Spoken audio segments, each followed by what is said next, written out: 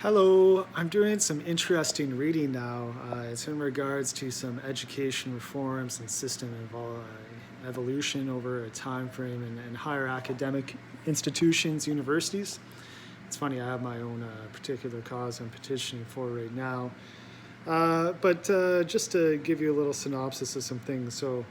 It's talking about intellectual activity of students and the methodology of how teaching is administered through reforms that took place from a system that was a bit more authoritarian into a bit more of a democratized way of administering education. It's more or less knowledge transfer has evolved in that time to become a bit more reformed and closer to democracy in a sense of knowledge being exchanged between students. This is done in a method where it's not strictly often authoritarian or parental administration coming down, knowledge being administered to students solely, and this is the practice. Yet teachers and students working collaboratively to educate within the education system to administer education. And you think about it in a lab or a lab sense, for example, you have a hypothesis of something that you're creating or trying to test or prove, and the byproducts of the hypothesis further promote other learnings that the teacher can learn from, the students can learn from. So in that kind of conducive environment, the teacher is administering, but they're also learning from the students as well, which is conducive to ever-turning cyclic education process. There's a good point in some of our education institutions that I've been around to of late. I've kind of noticed some of these things. For example, a quantitative phenomenon to be resolved with maximum efficiency and minimum investment, devising a university system based on the administrative model of large companies, acting under a business management system. The administration of the university was reformed in line with a more business-like approach to pedagogy. We can kind of apply this with some course content and relevancies that we'll see popping up in our own academic system.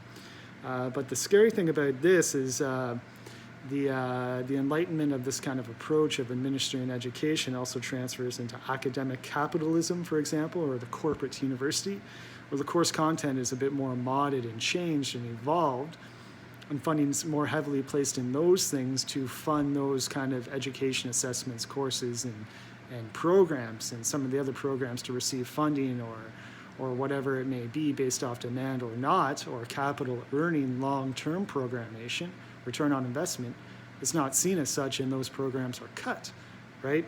So those are things to be mindful of what's happening within our own nation, because that does happen pretty often. But a byproduct of that, which is relatively interesting, of what I've just prefaced, is also ideal for people entering in some of these synopsis roles, these variant roles as well, because it creates an emphasis on producing a more efficient, disciplined, and compliant and less critical workforce.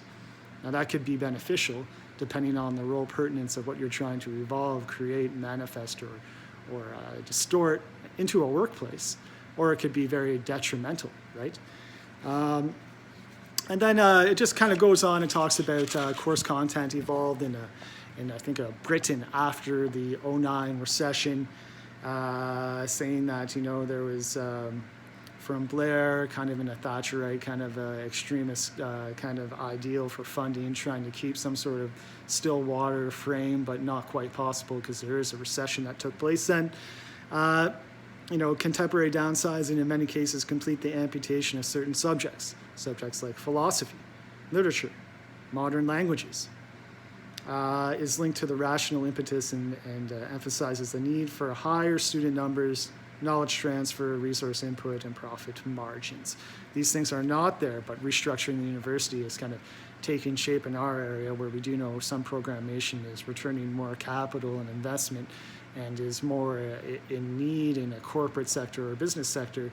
Those programs are receiving the funding and the other ones are being cut, essentially, right?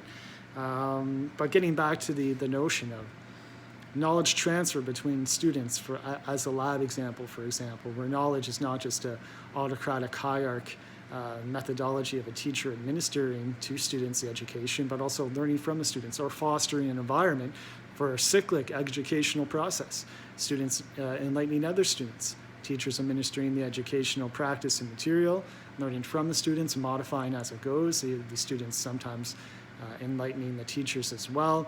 These things are embracive to like a cyclic kind of democracy kind of esque education system. But what I prefaced after is a bit more of a corporate kind of business-esque synopsis of higher education as well, which we are seeing more and more with cuts or institutions or how they're organized or run or programmation or indoctrination of the students in these philosophies, right? They all create different byproducts. And this could also happen on some sort of stance, in a political stance too. You can kind of think of one as a left or one as a right, evidently, right? Anyway, it's kind of interesting stuff. I'll just leave you with a bit more.